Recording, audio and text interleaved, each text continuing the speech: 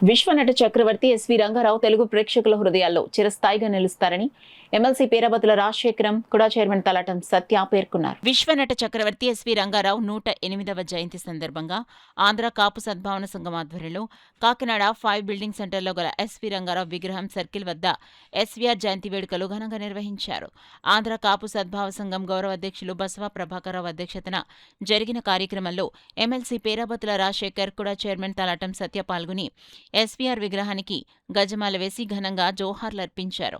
ఈ సందర్భంగా వారు మీడియాతో మాట్లాడారు. ఈ కార్యక్రమంలో ఆంధ్ర కాపు సద్భావ సంఘం గౌరవ అధ్యక్షులు బసవ ప్రభాకర్రావు, వైస్ ప్రెసిడెంట్ సలాదిమూర్తి, నాయకులు ముమ్మిడి సత్యనారాయణ, ఆకుల వెంకటరమణ, తుమ్మలపల్లి వాసు, తిరుమలశెట్టి మురళీ శ్రీనివాస్, కంచమర్తి శ్రీనివాస్, చిక్కం రామచంద్రరావు, రెడ్నం రాజా, దొడ్డిపాటి అప్పారావు, ట్రెజరర్ జె రంగనాయకులు తదితరులు పాల్గొన్నారు. రంగారావు గారి అభిమానులు అందరూ కూడా ఈ కార్యక్రమంలో పాల్గొనడం జరిగింది. ఆయన నటన మన అందరికీ తెలుసు.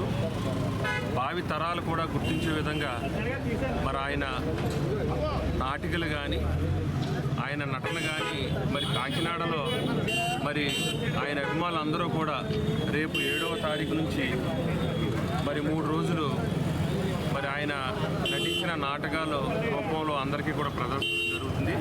వారి అభిమానులు అందరూ కూడా ఆ కార్యక్రమాన్ని కూడా దిగ్విజయం చేయాలని కోరుకుంటూ మరి ఆయన సినిమాలు మనం చూసుకున్నట్లయితే పాతాళ భైరవి, నర్తనశాల, మరి రామాయణం అంటే ఎన్నో గొప్ప చిత్రాలు. ఒక కీచకుడిగా ఏ పాత్ర వేసినా కూడా మరి ఆయన గాంభీర్యం కానీ సహజన నటన కానీ మరి ఎంతో అద్భుతంగా మరి ఉండేది.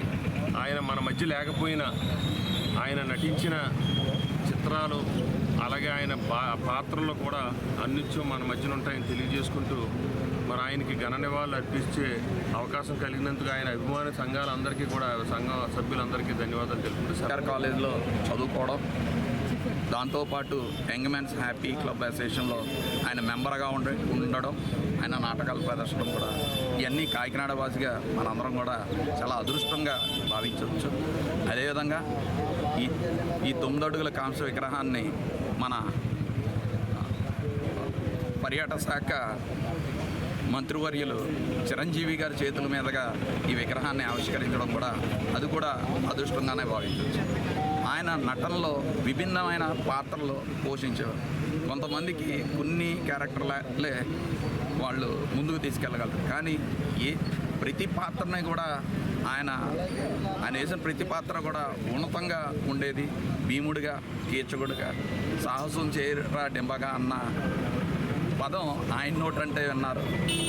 వివాహ భోజనము అన్నది అది పాట కూడా ఇప్పటికీ ఎప్పటికీ మర్చిపోలేము.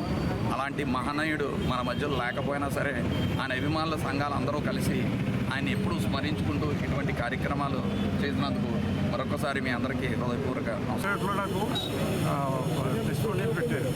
అది చిరంజీవి గారు చూపిస్తే చిరంజీవి గారికి అప్పటికి 40 సంవత్సరాలు ఇది 40 సంవత్సరాల నుంచి గ్యాప్ పెట్టామని చెప్పేసి ఈ పెద్ద నాకు ఫోటో తీయలేని కూడా ఆయనకు సంతోషంగా ఆయనకి థ్యాంక్స్ కూడా చెప్పాను. ఈయన నటనలో మేము ప్రతి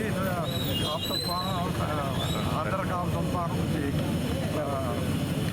జననం విజ్ఞానం కూడా జరుగుతున్నాం. రేపు ఇప్పుడేమో జననం, రేపు 18వ తారీఖు, ఈ నెల 18వ తారీఖు కొట్టేశ్వరేట్ రోజు. ఆ రోజు కూడా మేము ఫంక్షన్ చేస్తాం. అందరూ కూడా ఇక్కడికి రావాల్సిందే కోరుతున్నాను. మన సత్య గారు, మన రాజశేఖర్ గారు చెప్పే అన్నీ కూడా మళ్ళీ రిపీట్ చేయక్కర్లేదు. అదే అన్ని కూడా చెప్పారు. అందరికీ వచ్చినటువంటి పార్టీలకు, మా సంఘ సభ్యులకి, తర్వాత అభిమానులకి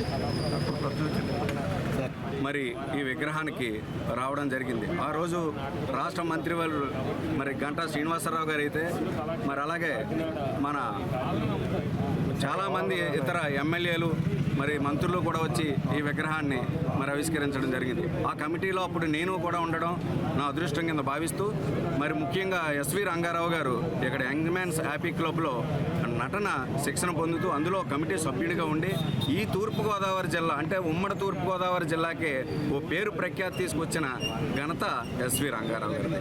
ఈరోజు మేము చెప్తున్నాం, ఉమ్మడి ఆంధ్ర రాష్ట్ర ప్రజలందరికీ కూడా అతను ఒక చిరస్మరణీయుడు.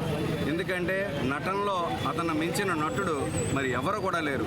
అంత గొప్ప నటుడికి మరి కేంద్ర ప్రభుత్వం భారతరత్న ఇవ్వాలని అనేక సార్లు మేము చెప్పడం జరిగింది. ఈ రోజు వరకు దాన్ని పట్టించుకోవడం లేదు. ఈసారైనా మరి కూటమి ప్రభుత్వం మరి కేంద్ర ప్రభుత్వానికి సిఫార్సు చేసి ఆయనకి భారతరత్న అవార్డు ఇవ్వాలని మరి ఇక్కడికి విచ్చేసిన అభిమానులందరికీ కూడా నా హృదయపూర్వక ధన్యవాదాలు తెలియజేసుకుంటూ